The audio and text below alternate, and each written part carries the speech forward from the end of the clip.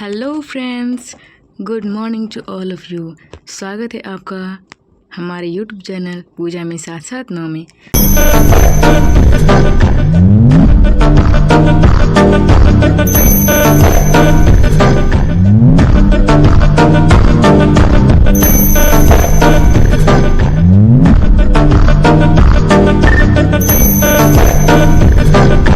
आज हम पढ़ने वाले हैं क्लास 8 का संस्कृत का जो पहला बुक है, पहला जो चैप्टर है जिसका नाम है सुभाषितानि, जिसमें बहुत सारे श्लोक दिए हुए हैं और हमने इसमें से 2-3 श्लोक आपको बता दिया है। अगर आपने नहीं पढ़ा है उसको तो मेरे ही चैनल पे आप देख सकते हैं सर्च करके। और सबसे ज़रूरी बात यह है कि अगर आप इस चैनल पे नए हैं तो सब्सक्राइब करना बिल्कुल ना भूलें। आइए स्टार्ट करते हैं नेक्स्ट पैराग्राफ, क्योंकि 3 हमको लग रहा है कि हम पढ़ा दिए हैं आपको। आइए देखते हैं जो 4 नंबर है। पित्वा रसम तु कटुकम मधुरम सम्मानम माधुर्यमेव जन येन मधुम मक्षिकासो संत अस्थ थैव सम सजन दुर्जानाम श्रुत्वा वचः मधुर शुक्त रसम सृजन्ति।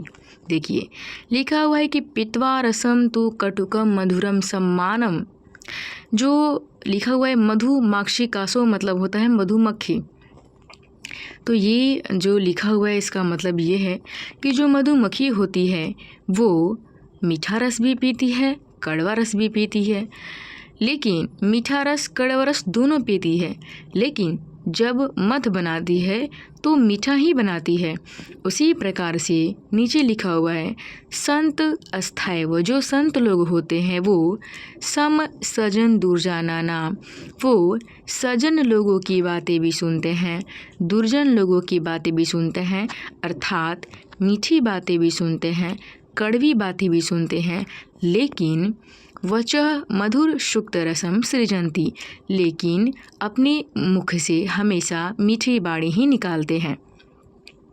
यानी कि ये जो 4 लाइन दिया हुआ है इसका अर्थ ये हुआ कि मधुमक्खी जिस प्रकार से कड़वा रस पीकर मीठा रस पीकर हमेशा मधुर मध ही बनाती है, उसी प्रकार से जो संत लोग होते हैं वो सजन लोगों की बातें भी सुनते हैं, दुर्जन लोगों की बातें भी सुनते हैं, लेकिन हमेशा उनके मुख से मीठी बातें ही निकलती है। इस लाइन से हमें यही सीख मिलता है कि हमें सबकी बातें सुननी चाहिए। लोग अच्छे बोल रहे हों उनकी ही बातें, लोग बुरे बोल रहे हों उनकी भी बातें, और उन सब को सुनने के बाद हमें अपने मुख से हमेशा मीठी बातें ही निकालनी चाहिए।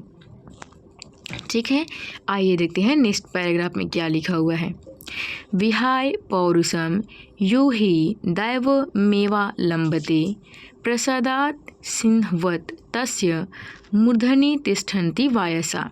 लिखा हुआ है विहाय पुरुष यो, जो पुरुष अपनी मेहनत को छोड़कर दैव मेवा लंबते अपने भाग्य के भरोसे बैठ जाते हैं, वैसे पुरुष प्रसादात सिंहवत, वैसे ही शेर की मूर्ति के समान होते हैं जो बड़े बड़े महलों में रखा हुआ होता है और जिसके ऊपर कौवे बैठते हैं।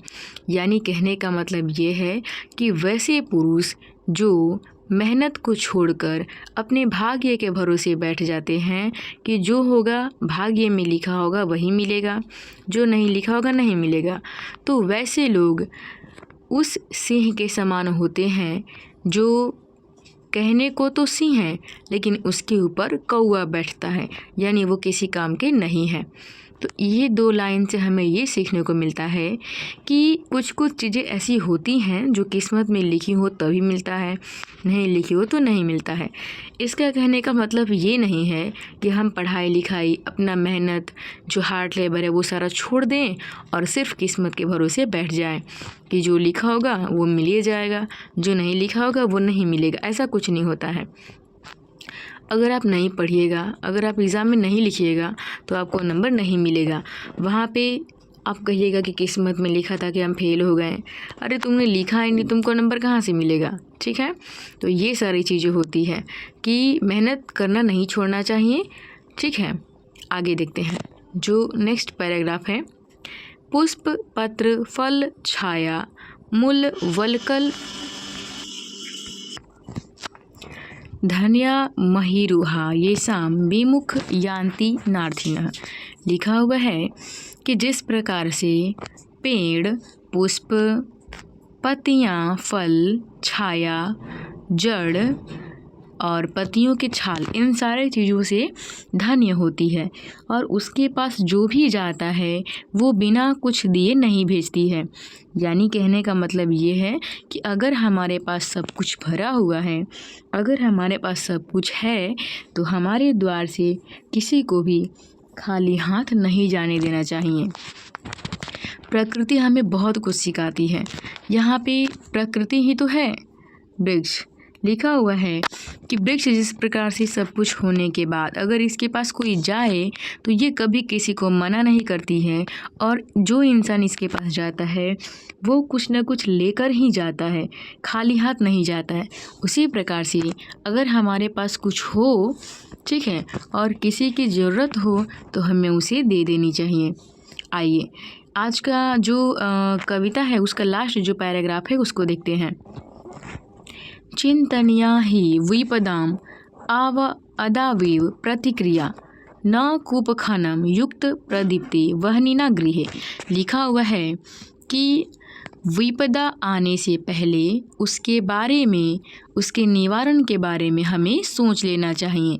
ये नहीं कि जब घर में आग लगे तब हम कुआं खानने के लिए चलें। कहने का मतलब ये है कि जब हमें पता हो कि ये काम हो सकता है, ऐसी दुख आ सकती है, ऐसी परिस्थिति आ सकती है, तो उसके बारे में हमें पहले ही सोच लेनी चाहिए, उसके बारे में हमें पहले ही निवारण खोज लेना चाहिए। ऐसा नहीं होना चाहिए कि जब घर में आग लग गया, मान लीजिए हमें पता है कि घर में आग लग सकता है तो उसके लिए हम पहले ही इंतज़ाम कर लेंगे, नहीं तो जब घर में आग लगेगा तब हम कुआं खानने के लिए चलेंगे, तब तक तो पूरा घर जल के राख हो चुकेगा। तो ये जो 2 लाइन है उसका अर्थ ये है कि अगर आपदा आने वाली हो तो उसकी निवारण के बारे में हमें पहले ही सोच लेना चाहिए। ऐसा नहीं होना चाहिए कि जब घर में आग लगे तब लोग कुआं खानने के लिए चले।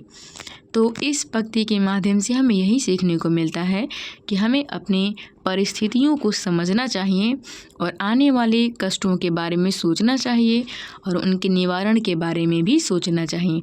आइए इनमें कुछ दिया हुआ है कठिन शब्दार्थ जो कि एक बार देख लेते हैं। गुण गेसु मतलब होता है गुणियों में, सुस्वादुतोया मतलब होता है स्वादिष्ट जल, प्रभवंती मतलब होता है निकलती है या उत्पन्न होती है, समुद्र मासाध्य मतलब होता है समुद्र में मिलकर या समुद्र में पहुंचकर, भवंत पेयाह मतलब होता है पीने योग्य नहीं होती, विषाणहीन मतलब होता है सिंह के बिना, खादनपी का मतलब होता है खाते हुए भी, जीवमानः का मतलब होता है जिंदा रहता हुआ, पेशुनस्य का मतलब होता है चुगलखोर या चुगली करने वाला, व्यसनिनः का मतलब होता है बुरी लत वाले की, और नराधिपस्य का मतलब होता है राजा की या के। उम्मीद करते हैं कि आपको ये चैप्टर समझ में आया होगा और मिलते हैं ऐसे ही न्यू चैप्टर के साथ अगले वीडियो में। तब तक के लिए बाय, टेक केयर।